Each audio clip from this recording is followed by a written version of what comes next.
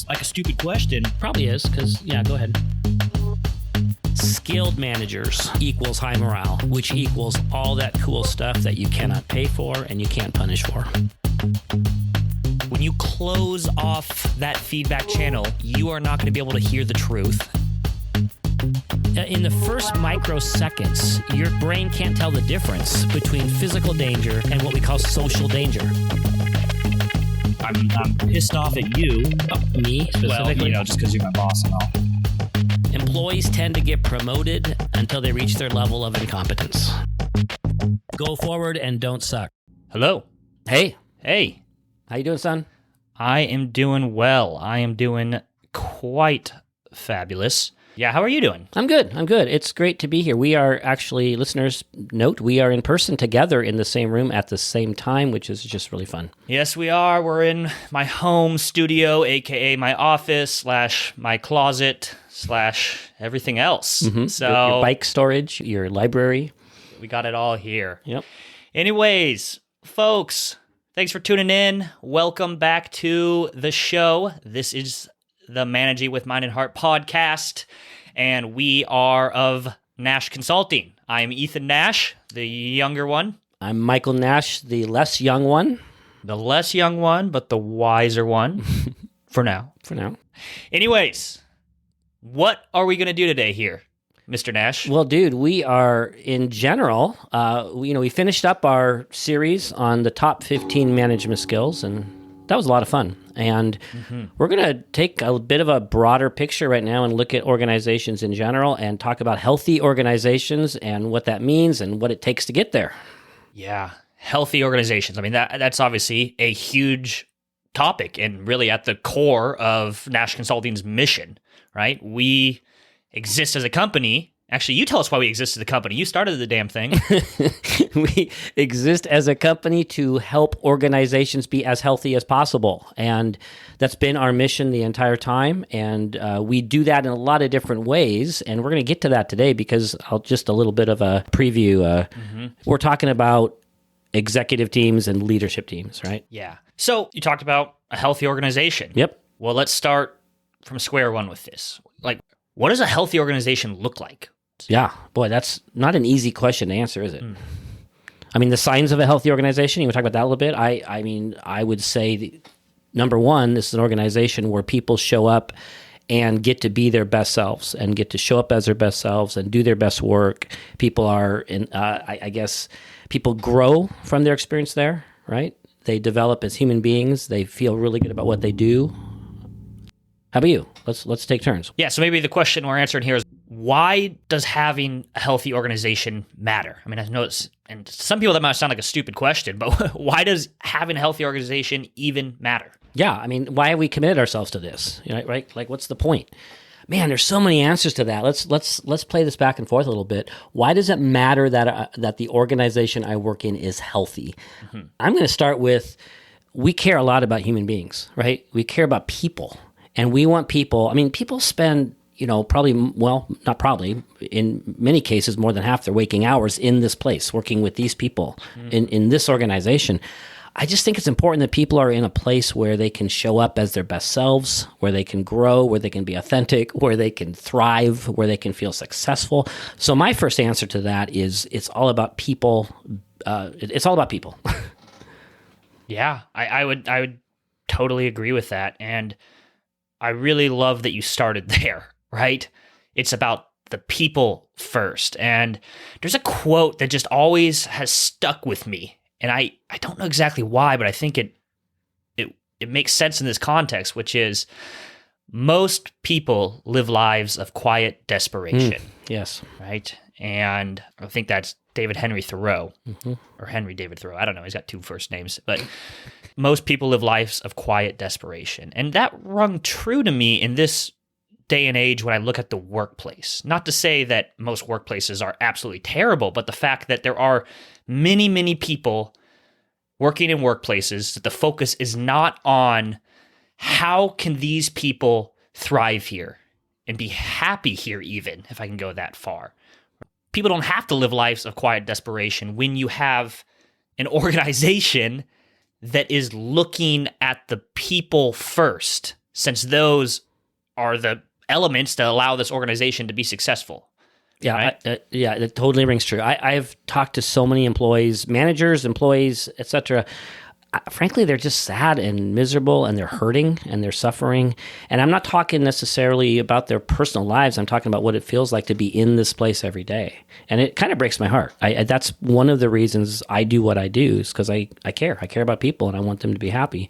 And I know that work's not the whole thing. It's, personal life, of course, is takes precedent. But again, people spend a ton of time here. And so that's my first reason why I think organizations need to be healthy. Right. And just to add to that, it's, if you work, let's take the negative side. If you work in an unhealthy organization where coming to work is just a drag, you leave work, exhausted, deflated, depressed, deflated. Well, that doesn't just stop once you leave the office doors, right? Unfortunately, that trickles into people's personal lives, into their home life, into their family life, right? When you spend 8 hours a day and it's miserable to be there, that has an impact on the world in a lot of ways, right? And the world is going to be a better place if people feel fulfilled between 9 to 5. Yeah.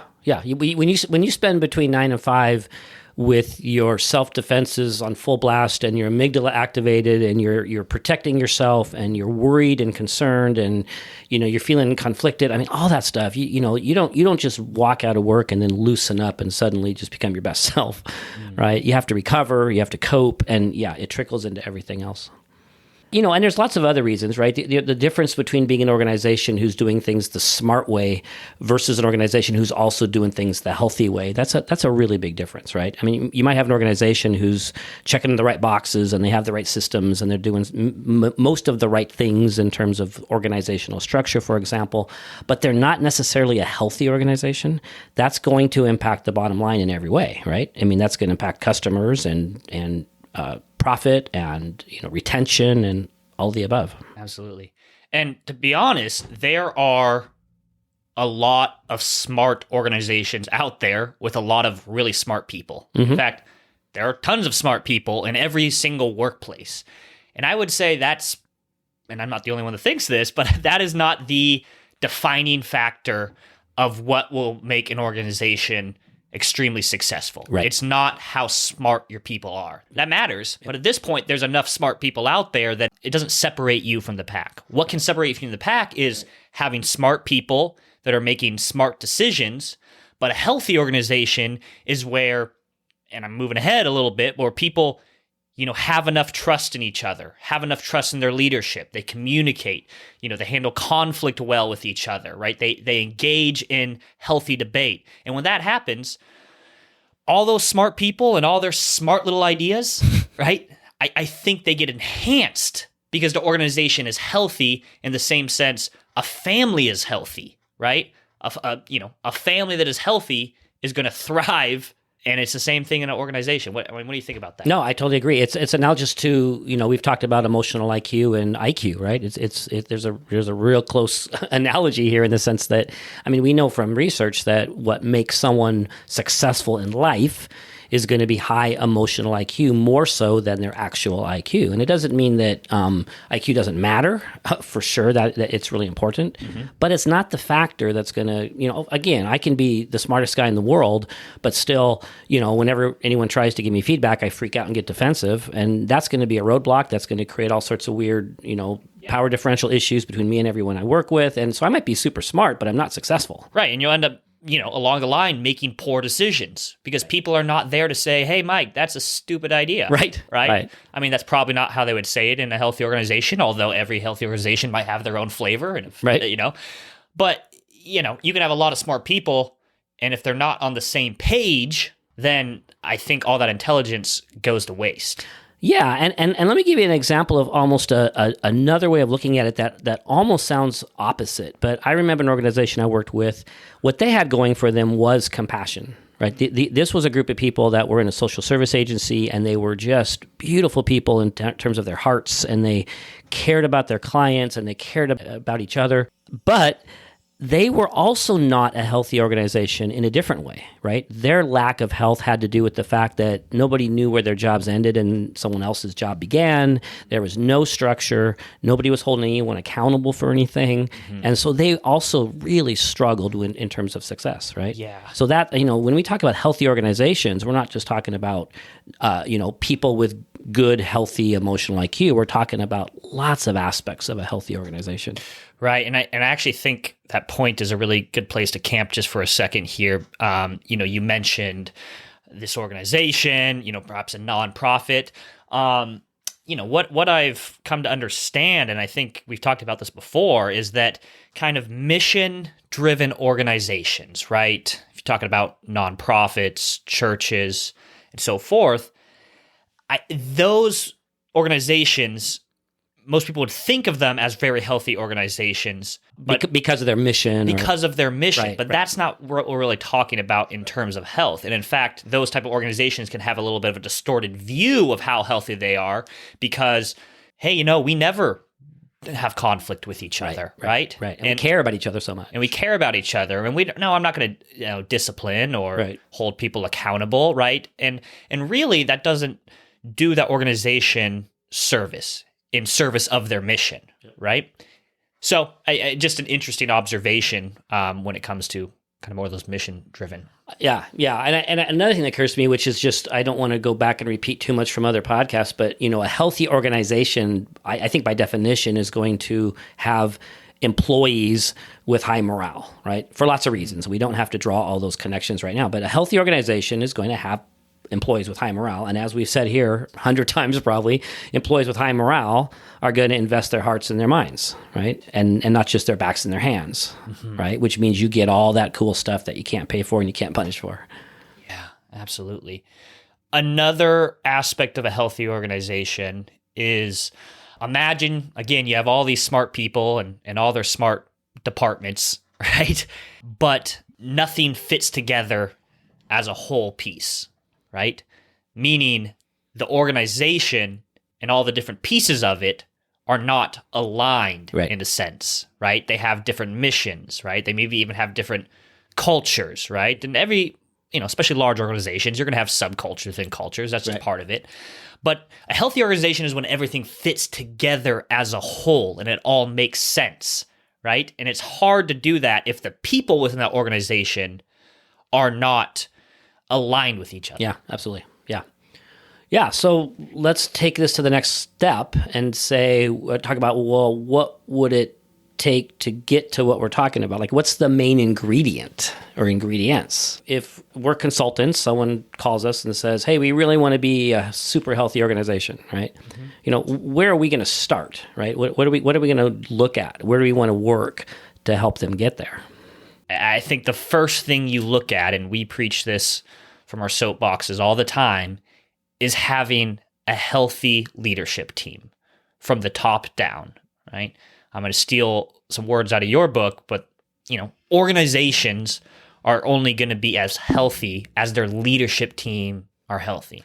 That's worth repeating. Leadership teams will only be as healthy as their leaders are healthy. Yeah, as a leadership team is healthy. It's the bar. They set the bar. The leadership team sets the bar as that's as high as the organization is going to go in terms of organizational health. Mm-hmm. And of course, you can again bring this back to the family analogy, right? If you have, parents that are just not on the same page, they're not healthy, right? How would you ever expect the children in that family to be healthy and on the same page and be accountable, right? It's systems thinking and it's family dynamics in an organizational workplace, basically. When we say this, it seems simple, it seems kind of obvious, and I guess it is. However, it's not for some reason common knowledge. I mean, we just over and over again. I mean, back when I worked with parents, it wasn't common knowledge, right? The phone calls I would get, come fix the kids. It wasn't common knowledge even there. And it certainly isn't now. Lots of organizations, lots of leaders do get this, but a lot of times we get into an organization and it's the employees who are behaving this way. And it's weird that so many employees here are negative and entitled, and we don't understand why we have all these people who are behaving this way. And what a coincidence. What a coincidence. All the negative entitled people decided to work, for your organization. And to get organizations to be willing to kind of turn the light on that leadership team. Sometimes they get there pretty easily. Sometimes they call us knowing that already. Sometimes they have to be convinced, right? But that's the bottom line, right? The big bang for the buck is that leadership team has to be healthy. And it's worth spending a fair amount of time working on that, as opposed to trying to put out a lot of fires and deal with a lot of the downline symptoms. Yeah, I totally agree. Creating a healthy organization, and I hope you get why that matters, it needs to start with that leadership team. And ideally, the leadership team on the highest level of that organization. Right. Obviously, it matters the levels down as well, and having all leaders on the same page of how they're leading and how they're engaging their staff. But it needs to start with that leadership team, that executive team.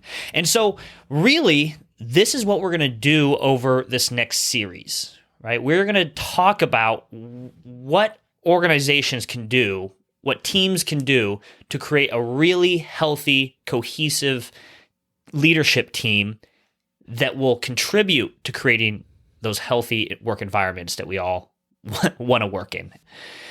And so, we're going to spend the next several episodes walking through this, and actually what we're going to use as a framework for this is a model that was introduced by Patrick Lencioni. So Patrick Lencioni is one of those kind of management culture gurus. He's really fabulous. His organization is called the Table Group, and we feel no need to reinvent the wheel here in a sense, because we really like his model. We've used it, we've seen it work, and I would say it's simple yet comprehensive at the same time, right? And this model is something you would find in his book called The 5 Dysfunctions of a Team, which sounds negative and is also reviewed in his book called The Advantage. But do you want to talk a little bit more about that model? Yeah, his 5 Dysfunctions of a Team is wildly popular, and probably half the clients we've worked with have gone through it, or many of their leaders have read it.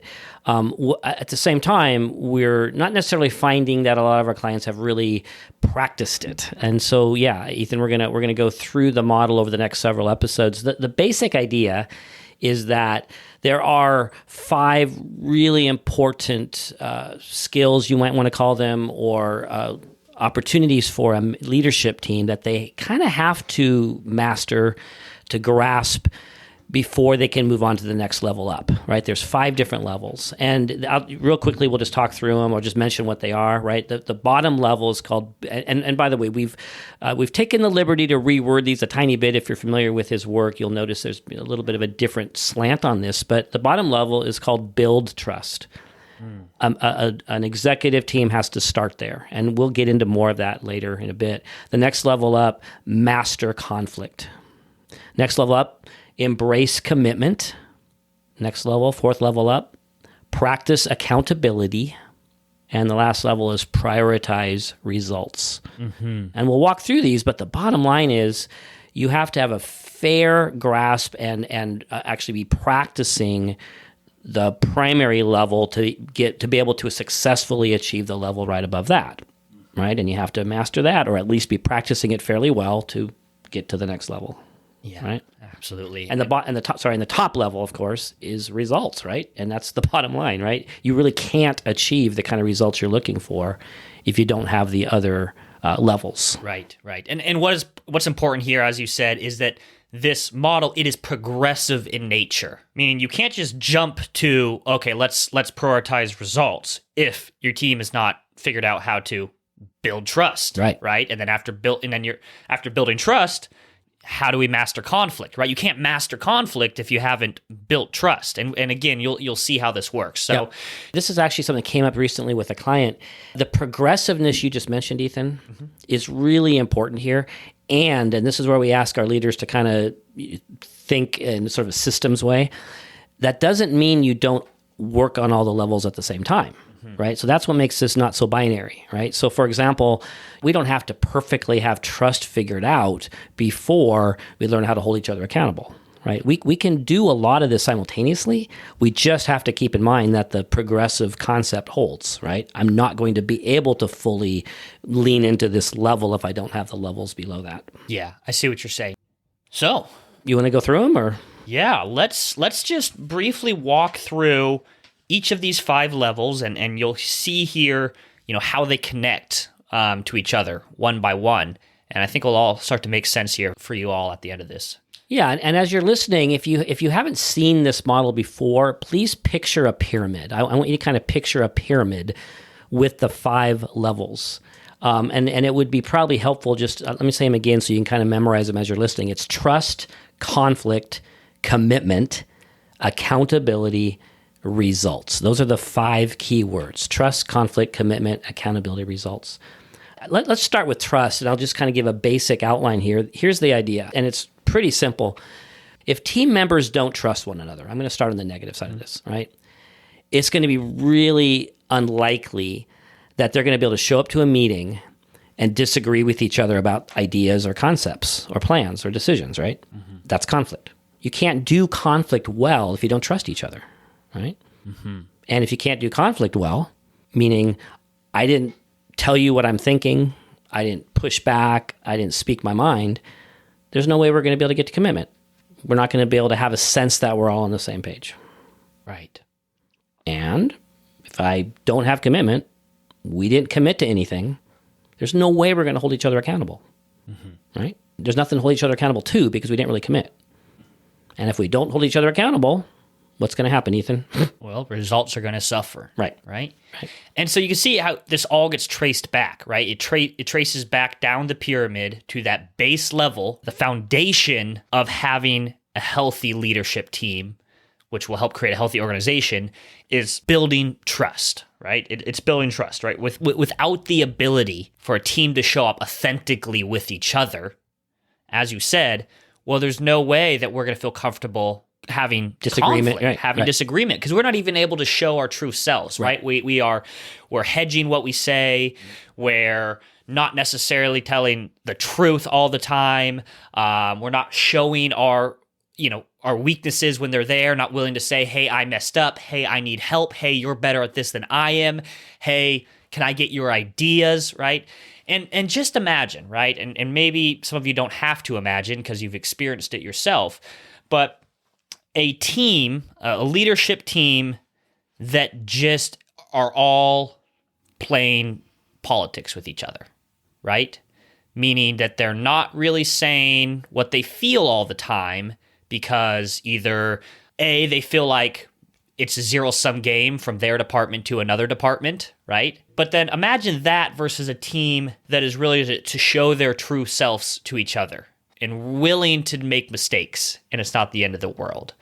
There's a huge difference there, and yeah. Let's stay with that, right? So you're describing this team, right, where we can show up authentically, we can make a mistake and feel safe that we're not going to be punished or embarrassed, right? We have a team where I can state my opinion, even if I know it's going to be different than your opinion, right? And I'm not going to be rejected for that. I mean, when you have that kind of trust, now we can have those kind of meetings where real conflict happens. And by conflict, right, we mean, hey, Ethan, I don't agree with that.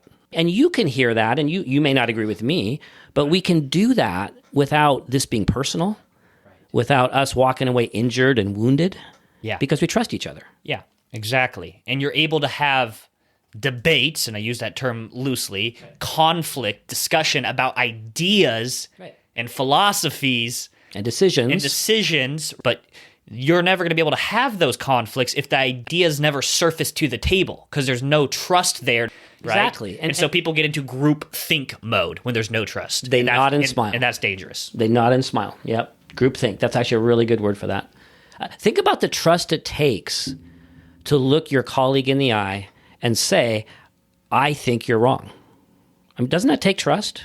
What's the trust about there, Ethan? Why do I need to trust you to say I disagree with you?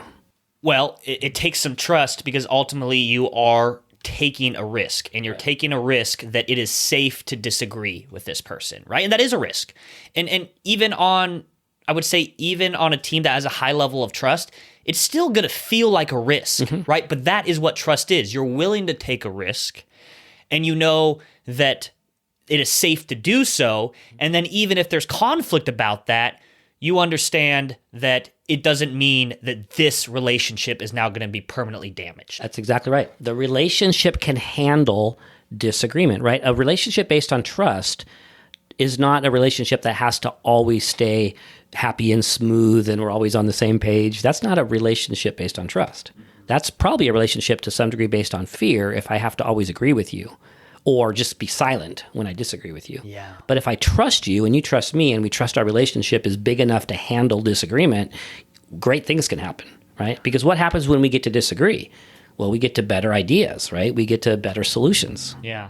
It's a pretty, I would call it entertaining example of this. So you ever heard of kind of the marshmallow and spaghetti test? Yes. So, basically, and many of you might probably have done this in a team building event, but basically, you have this uncooked spaghetti sticks and marshmallows, and you have like a half an hour or something, and you're trying to build the largest tower without it breaking. It's actually kind of hard because just the physics of it with the heavy marshmallows and the light thing. Can I just point out that uncooked spaghetti sticks, for our listeners, those are called noodles. Okay, noodles. Go ahead. Uncooked spaghetti sticks. Obviously, I'm very sophisticated. That was hilarious. And so anyways, there's this interesting example that was actually outlined in Daniel Coyle's book, The Culture Code, right at the beginning of that book. And it really stuck with me. And so basically, they found that teams of kindergartners will consistently outperform MBA students, lawyers, teams of executives on this test.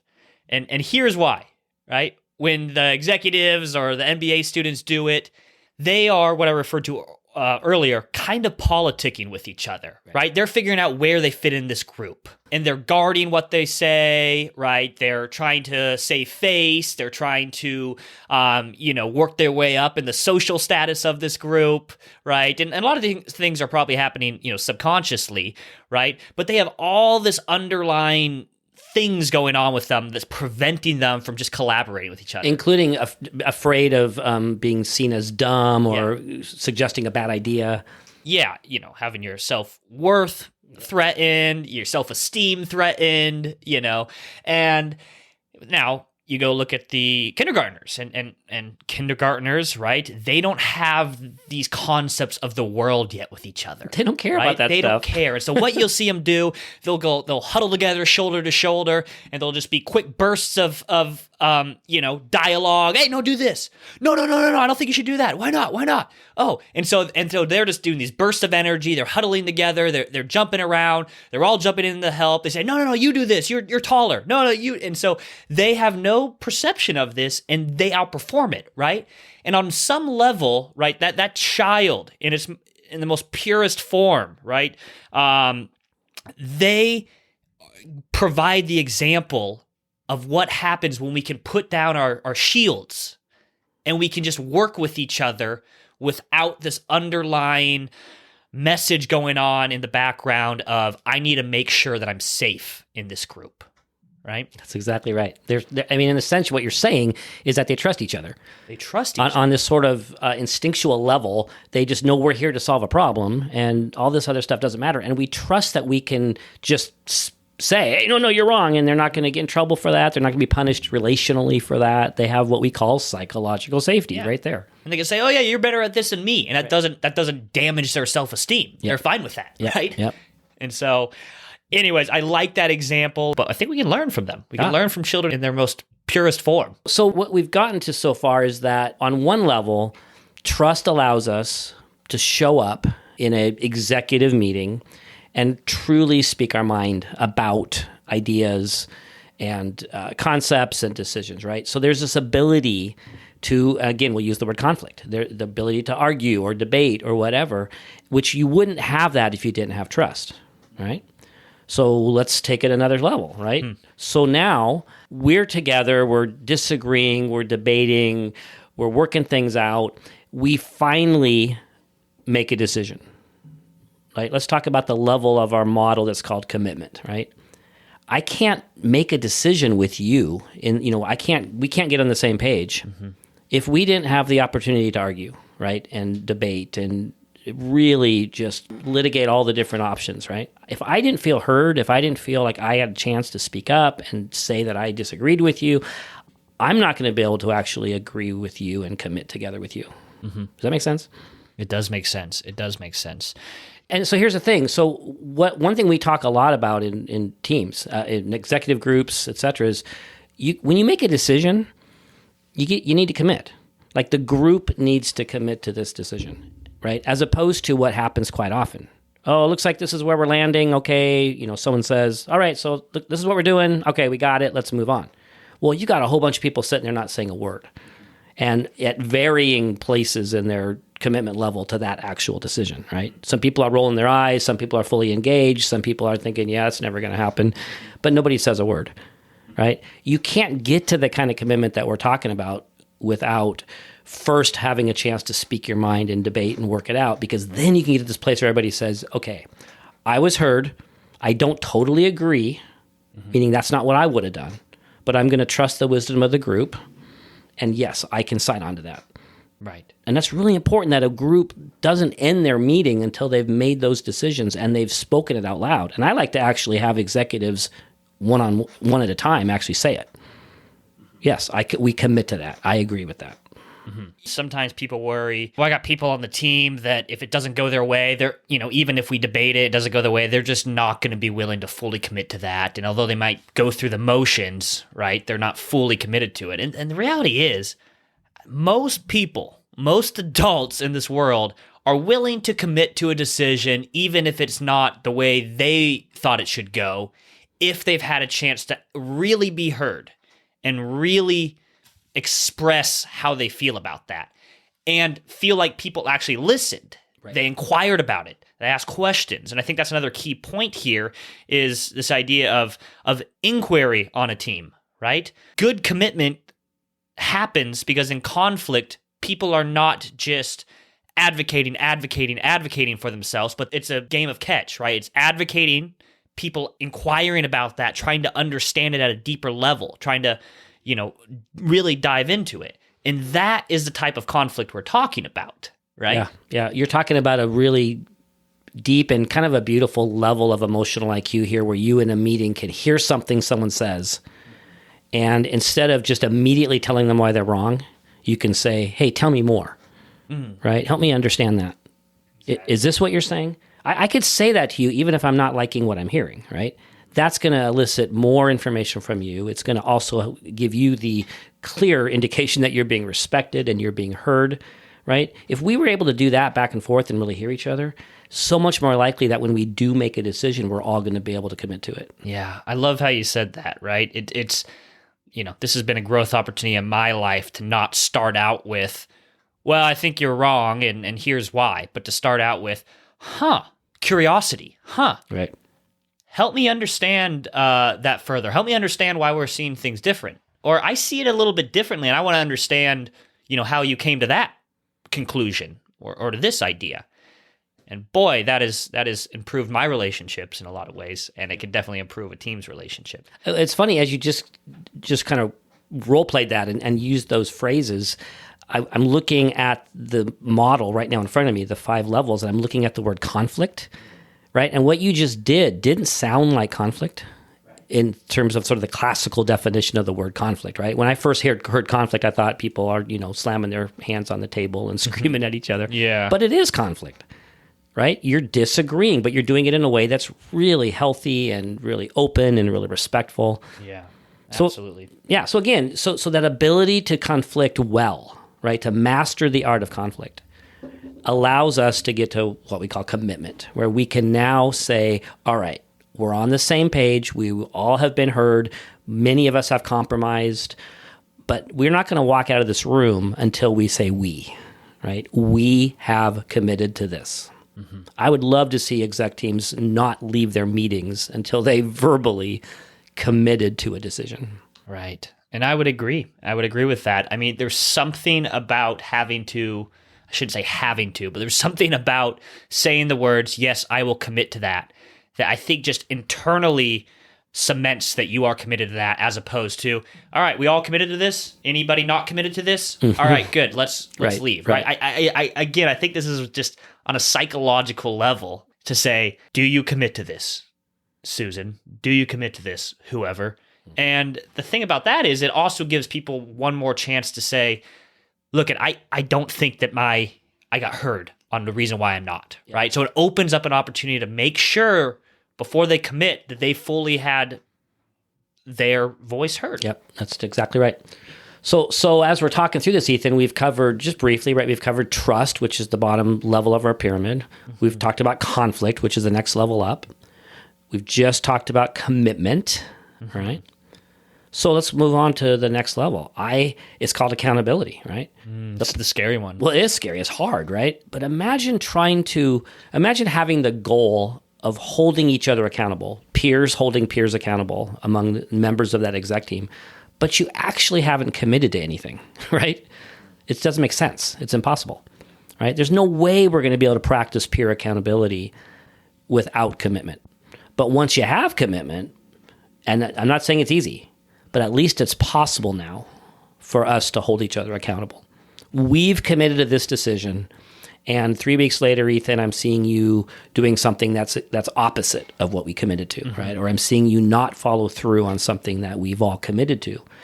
A lot more likely that I'm going to say something if we had commitment and we have trust, right? Absolutely, right. And again, going back to that almost formal process of asking everybody if they will commit to this in a room. Well, if I heard, Dwayne right here say, yeah, I am willing to commit to that. All right, and Dwayne, did you feel heard as far as why you might, see things differently? Yes, I feel heard. I'm willing to commit to that. Okay, well, 2 weeks later when I see Dwayne not doing the things that he's supposed to do, I can say, Dwayne, you said you were going to commit to this. Right. You said you're going to commit to it. And that makes that conversation 1,000 times easier when you've all sat in the room and committed to it. Right? Yep. And now it's no longer, well, I wasn't really fully committed to that. It was like, no, you said it. Yes, you've objectively committed to that. Yeah, right? That's really true. That level of accountability, we'll obviously circle back to this when we get to this piece in our series, but man, it's hard, right? Because you've got to have courage. You've got to feel like there's permission. You got to know how to give feedback. You need, there's so many moving parts on this one. So we definitely will circle back. Obviously, we're going through this quick, and it sounds like this, we could be implying this is just a quick and easy thing. There are skills at each one of these levels. There are conversations that need to be happening at each one of these levels. There's a lot of hard work that happens here. Right. And we will get into that in some of these later episodes. Yeah, and I'll just say one more thing about accountability, and we'll circle back later, of course, is that peers are probably not going to hold each other accountable if the actual leader is also not holding people accountable. Why is that? It kind of goes back to the systemic model we mentioned at the beginning of this episode, right? An organization is not going to be any healthier than the executive team. Well, same thing kind of applies next level up, right, in the executive team itself. The executive leader, the person who is the leader of that team, if they're not modeling these behaviors, it's very unlikely that the rest of the team is going to model these behaviors. And that's true on every one of these levels. And we'll talk about that as we go through these.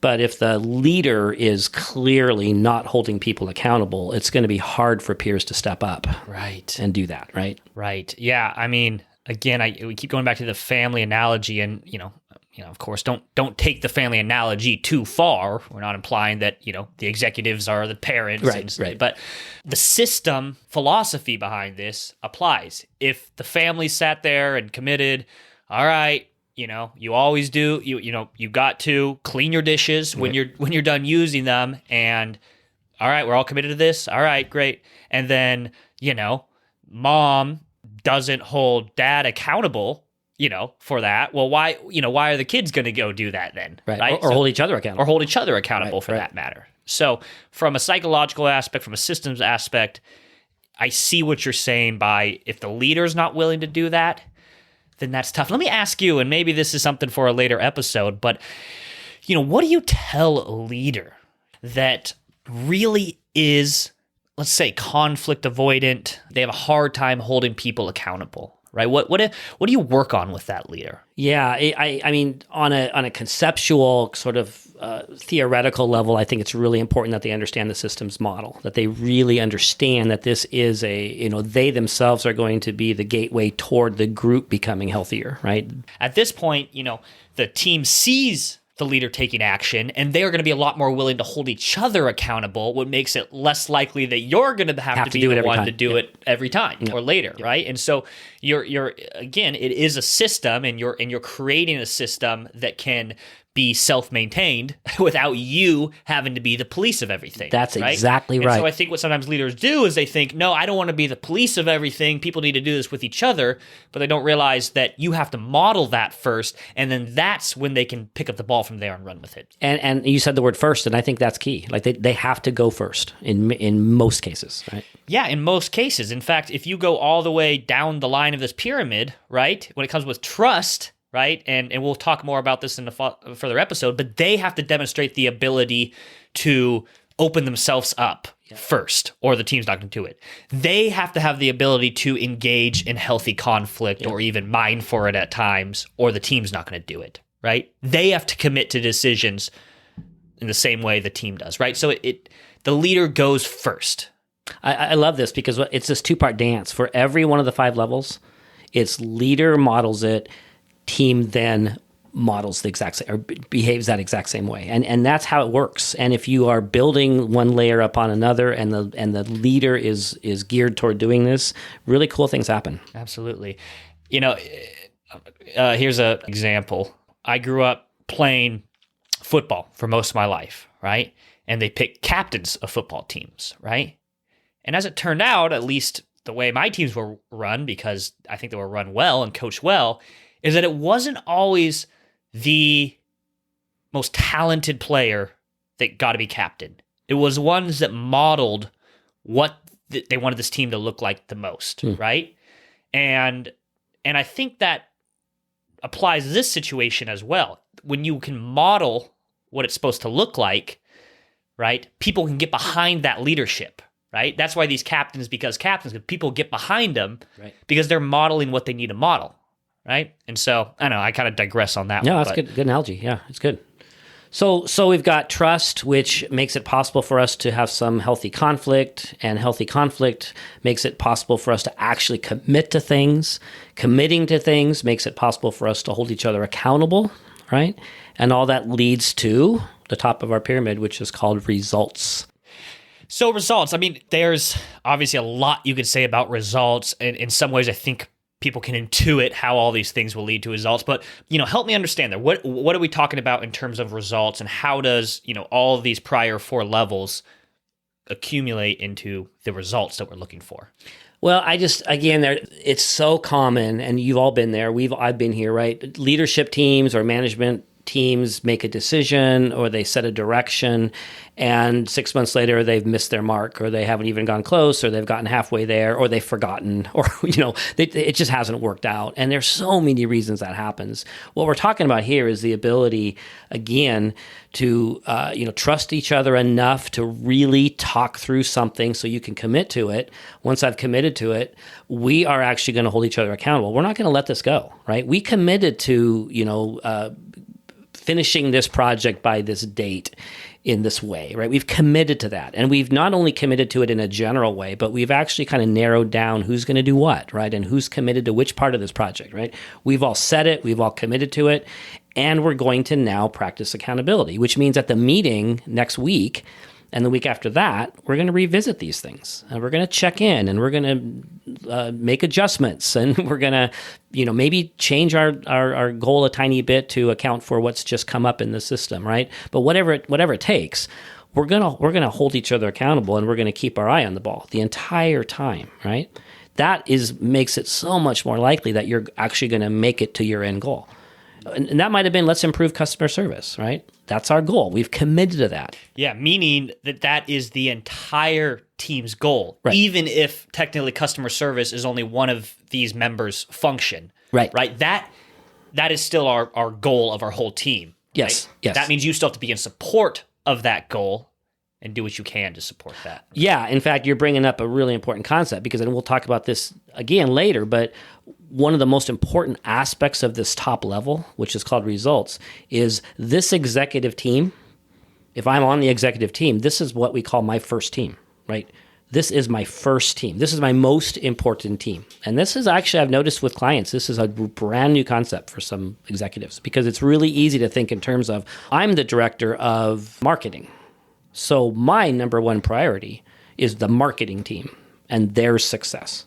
But that's not my number one priority. My number one priority is that everybody on this executive team is successful, because that's what's going to make our organization successful and help us to achieve our mission, right? So this is my first team. So if we decide we're going to improve customer service, right, we all are going to make that one of our goals. Even though there might be some people who have more of a part in that than others, right, we're all committed to that. Right. And of course, why that matters is because that means as, executive team or leadership team, you might have to say, well, I may need to give up some of my resources in my department since our focus is customer service, right? Hey, we need more people, right, to be able to serve our customers. Well, you know what? I know I'm in marketing. I have a couple great people. This could work, or, I'm willing to give up budget, in my department because we've committed that this is what we need to do as an organization. So it has implications there rather than, I over there, I support what you're doing over there. Right. I hope you're successful. Good luck. Yeah, exactly. Well, and what you just said, Ethan, is really key because that ability to see this as first team, which means sometimes helping each other, sharing resources, giving and taking, all that. Well, again, that doesn't happen if we didn't commit together to this goal, to this mission, to this project, whatever it might be. Right. But now we get to this results level. We're holding each other accountable. We're willing to consider this our first team, which means the goals we've set, we're all 100% committed to that. Way more likely we're going to make the mark. Absolutely. Absolutely. And you can see how these 5 levels, right? Trust, conflict, commitment, accountability, results, right? And that being the focus of an executive team or a leadership team, how that's going to trickle down throughout the organization, right? Again, you're modeling for the rest of the organization. Yep, right? That's exactly right. And the 5 levels you just mentioned, executive teams really need to step back and work on those levels apart from whatever project or mission we're working on right now, right? They need to spend time shoring up those 5 levels. Yeah, and that's a really important point because I've seen this happen before where an executive team says, organizational health, I get it, sounds important. We just don't have time, right? Our results are struggling. Right. We need to focus in on just getting stuff done. Right. And so we'll put this on the back burner. Well, guess what? And it's one of my favorite cliches to say, or adages, which is, you got to slow down to speed up, right? Meaning that an organization that invests in the health of its team and its organization is going to reap the long-term benefits of getting to those results, and everybody's not just running around in reaction mode, because I think it becomes a reinforcing loop of reaction mode, right? I'm in reaction mode because we're struggling, the results are failing, so therefore we need to focus on, getting to these results more, and then it continues to suffer and get reinforced. Yeah. I'm driving from Seattle to New York in the next many days, and I have to get there, and I do not have time to stop and check my oil or do any kind of maintenance because I just have to get there. Dumb analogy, but it kind of works for me. So, and the other mistake we make as executive teams is we say, okay, well, you're right. Okay, you're right. Yeah, these things matter. I totally get it. Trust, conflict, commitment, accountability, results, they matter. Okay, let's take the chart and stick it on our wall in our meeting room. There it is. Well, we'll see it. Yeah. Okay, we believe in that. Does everybody believe in that? Yeah, we believe in it. Okay, good. Now let's focus on results. Yeah, exactly. The implication is you have to spend time and energy and effort becoming a healthy executive team for the sake of your mission, for the sake of your customers, for the sake of your success, right? You have to. And this is the big ask. Are executive teams willing to trust and believe that this matters enough to invest time in it? Absolutely.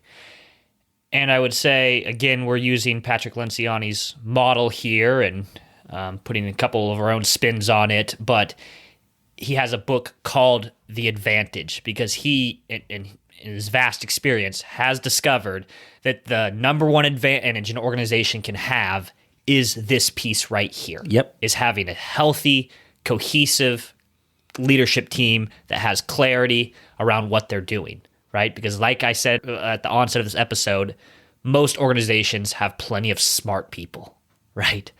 That is not what's going to allow you to define yourself. Yep. Success, unfortunately, does not come just because you got the smart people on your team. Mm-hmm. You also have to be a healthy team. Now, if your team is full of complete idiots... healthy won't even necessarily help either. Sorry. Just kidding. I mean, sort of. Yeah. Sorry, not sorry. Well, I think that's a great place to leave this episode. Do you have any wise words you'd like to close up with? Well, we don't do this often, but let me just say, if Patrick Lencioni is not available when you're looking for a consultant, we do know a consulting firm that could help your executive team walk through these levels and achieve some really cool results. We do. In fact, you can email us at contact@nashconsulting.com. And we of course, do a lot of types of work with leadership teams and executive teams. I mean, we use this model. We have plenty of skill building and common commitments along the way. No trust falls, I promise.